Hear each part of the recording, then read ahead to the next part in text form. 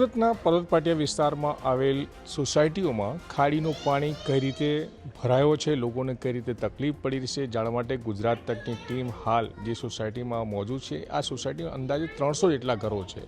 હવે વિચાર કરો કે આ ઘરોની પરિસ્થિતિ શું છે, એ તસવીરોના માધ્યમથી આપ જોઈ શકો છો।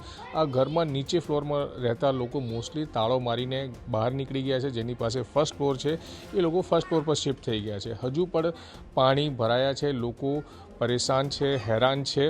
તો અંદાજો આપ લગાવી શકો, દર વર્ષે આ પ્રોબ્લેમ અહીંયા આવે છે। સરકાર, મહાનગરપાલિકા મોટા દાવાઓ કરતી હોય છે કે આ વર્ષે પાણી નહીં આવશે, પણ પાણી તો આવી જ જાય છે અને સરકારી મદદની પણ વાત થતી હોય છે કે સરકાર મદદ પણ કરી છે, પણ લોકોને સરકારી મદદ પહોંચે જ કેમ, એક સવાલ છે।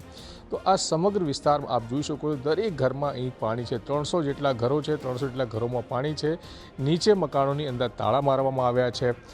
પાણીમાં લોકો રહે છે, જેની પાસે ઉપરની વ્યવસ્થા છે તે લોકો ઉપર શિફ્ટ થઈ ગયા છે।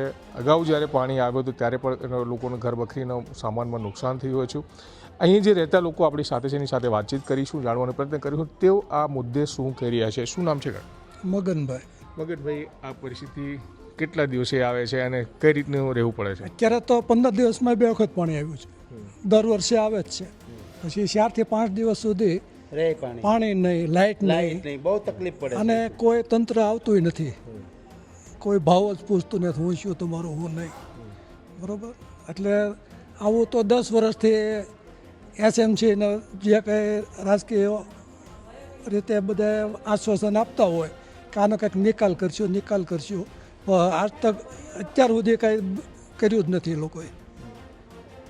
તો સરકારી મદદ પર પહોંચી અગાઉ જ્યારે પાણી આવ્યું બધી સોસાયટીમાં આપી છે, આ સોસાયટીમાં કંઈ સહાય આપી નથી।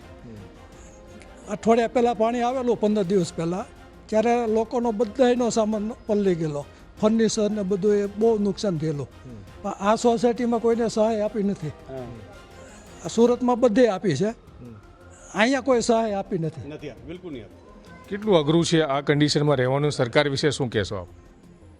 આમાં અઘરામાં તો હવે કંટાળી જ ગયા છે, બરાબર। હવે તો પોઝિશન થોડી ખરાબ હોય, મંદી હોય, ડાયમંડ એમાં મંદી છે, બધા ધંધામાં મંદી, તો અહીંથી આ મકાનના અત્યારે કાંઈ પૈસા આવતા નથી અને કાંઈ વેલ્યુ નથી, અને બહાર આ પૈસામાં બહાર કાંઈ મકાન મળતું નથી, એટલે બહુ કપરી પરિસ્થિતિ લોકોની। એટલે મકાન વેચી પણ નથી શકતા, ભાવ નહીં આવે, લેવાવાળું જ નથી ને, અને મફતમાં જ માગે છે લોકો, અહીંયા કોઈ મકાન લેવા અને એટલા પૈસામાં બહાર ક્યાંય મકાન મળતું નથી। બિલકુલ મજબૂરી આપ સમજી શકો। બીજા એક ભાઈ છે એની સાથે વાત કરીએ। શું નામ છે આપનું? લાખાભાઈ, શું કહેશો, જે પાણી ભરાયો છે કઈ રીતે રહો છો આ પાણી ભરાયેલા વિસ્તારમાં? શું થાય, આવી સ્થિતિમાં રહેવું પડે છે, બધાને તકલીફ તો છે જ, અને આ કોઈ સામું નથી જોતું કે આમ છે તે છે, જે કાંઈ છે એ કોઈ સામું નથી જોતું, બરાબર। પણ નેતાઓ તો કહે છે કે અમે ખૂબ મદદ કરી રહ્યા છે। અહીંયા કોઈ આવ્યું નથી, તો નેતા ક્યાંથી કે મદદ કરે? કોઈ આવ્યું જ નથી આ બાજુ। ગઈ વખતે પાણી આવ્યું ત્યારે કેટલું નુકસાન થયું હતું? તો એ નુકસાન બધા નીચે જે ગ્રાઉન્ડ ફ્લોરમાં રહે બધાને નુકસાન થયું હતું, અને પાણી ઓસિંતા આવેલું અને બહુ નુકસાન થયું હતું બધાને, અને અનાજ પાણી બહુ ફેંકી દીધું, અને આ એરિયામાં આ બધું નુકસાન થઈ ગયેલું ને અહીંયા બધું નાખી દીધું હતું। શું કરે, લોકોને બહુ નુકસાન હતું। કોઈ રસ્તો ખરો સરકાર પાસે કંઈક કહેવા માંગો? રસ્તો હોય તો સરકારને ખબર હોય ને, આપણને તો ક્યાં ખ્યાલ હોય?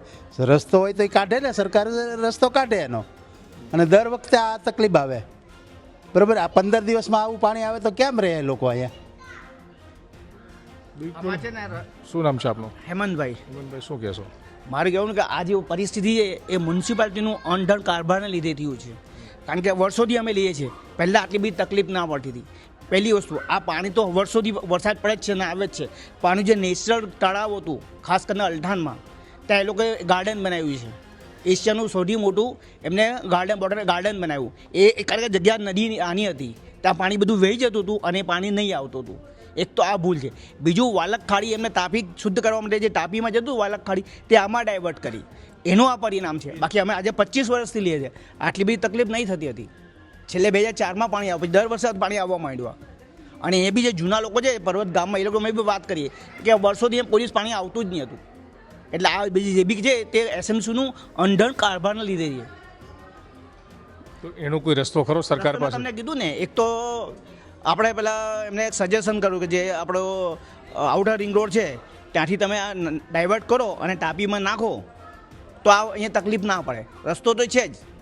બીજું કે તમે જે તમે અલથાણ તળાવ બને એની આગળ જઈએ ત્યાં દરિયા કિનારે ઘણી બધી જગ્યા છે, ત્યાં મોટા મોટા તળાવ બનાવે તો રસ્તો તો છે જ, પણ કોઈએ કરવું નથી. પણ આ પરિસ્થિતિમાં કેટલી તકલીફ પડે તમારા પરિવારને? સૌથી મોટી તકલીફ એક તો તમારે પીવાના પાણીની તકલીફ, એસએમસીનું પાણી આપણે કંઈ બરાબર નહીં આવે. બીજું કે પાણી જે દિવસે ખાલી અંધી અડધું પાણી આવે ને એટલે જીબી વાળા પાવર કાપી નાખે, અને આ પાણી ઉતરે પછી 24 કલાક પછી પાણી આપે, લાઇટ આપે, પાવર આપે. હવે પાવર આગળ કઈ રીતે રહે ભાઈ? તમારો મોબાઈલ બી નહીં જાય, તમે કોઈ જોડે વાતચીત બી નહીં કરી શકો. નહીં કરો, મોબાઈલ બંધ થઈ જાય. મોબાઈલ બંધ થઈ જાય તમારે. હવે તમે વિચારો આજે મોબાઈલ બંધ થાય તો કેટલી તકલીફ પડે. આજે માણસ અંધારામાં રહી બરાબર, પણ જો મોબાઈલ બંધ થાય તમારે કેટલી તકલીફ પડે. એટલે મેઇન વસ્તુ લાઇટની બી તકલીફ છે. જેટલા દિવસ પાણી રહે ત્યાં સુધી આ લાઇટ નહીં આવે. લાઇટ બી બંધ થઈ જાય છે. ખરેખર એ તો ચાલી રહ્યું છે કે અંધારામાં લોકોને ખબર પડે. અંધારામાં કેમ હું રહેવું, કેવી રીતના રહેવું, એ તકલીફ તો ખરી જ ને. આપનું શું કહેવું છે? સાહેબ ભરાઈ ગયા છે, હવે તો એકદમ દિલથી ભરાઈ ગયા છે કે બે ખાડી જે મ્યુનિસિપાલિટી બંધ કરી શકે એ બે ખાડી નવી બી બનાવી શકે ને બે ખાડીનો પાણી એક ખાડીમાં નાખવાથી દર ફેરે આ જગ્યા પર પાણી ભરાય છે અને લોકોને બહુ નુકસાન થાય છે, એની કોઈ સીમા જ નથી. સૌથી મોટું નુકસાન અમે એથી બહાર બી નથી નીકળી. બિલકુલ આ જે તમામ લોકો છે પોતપોતાના ઘરોમાં કેદ થઈ ગયા છે. નીચે પાણી ભરાયો છે, ઘરોમાં લાઇટ નથી, મોબાઈલ ચાર્જ નથી થઈ શકતા, ઘરમાં અંધારામાં રહી શકે છે, પણ મોબાઈલનો જ્યારે સંપર્ક ના થાય તો પરિવારજનો જે બીજે રહેતો એ પણ ચિંતામાં મુકાઈ જાય. તો આ સોસાયટીમાં દર વર્ષે આ પ્રોબ્લેમ થાય છે. સરકારની જે મેં આગળ વાત કરી, સરકાર મોટા વાદાઓ કરે છે, મોટા દાવાઓ કરે છે, સ્થાનિક રાજનેતાઓ પણ મોટા વાદાઓ અને દાવાઓ કરતા હોય છે, પણ પરિસ્થિતિ શું છે એ તમામ લોકો અહીં કહી રહ્યા છે. ફરીથી હું દ્રશ્યો આપને બતાવવાનું કોશિશ કરીશ. અહીંયા આપ જોઈ શકો છો આ જે ઘર જે છે તે ઘરમાં લોકો એક ધારણે કહીએ તો કેદ થઈ ગયા છે. પાણી ઘરની આગળ ભરાયો છે, ઘરમાં લાઇટ નથી, પીવાનું પાણી નથી. તો આ સમસ્યાનો સામનો લોકો અહીં રહેતા જે છે દર વર્ષે કરે છે. સરકાર વાતો તો કરે છે, નેતાઓ વાતો કરે છે, દાવાઓ કરે છે, પણ ગ્રાઉન્ડ પર કોઈ પણ પ્રકારની સુવિધા અહીં પહોંચતી નથી.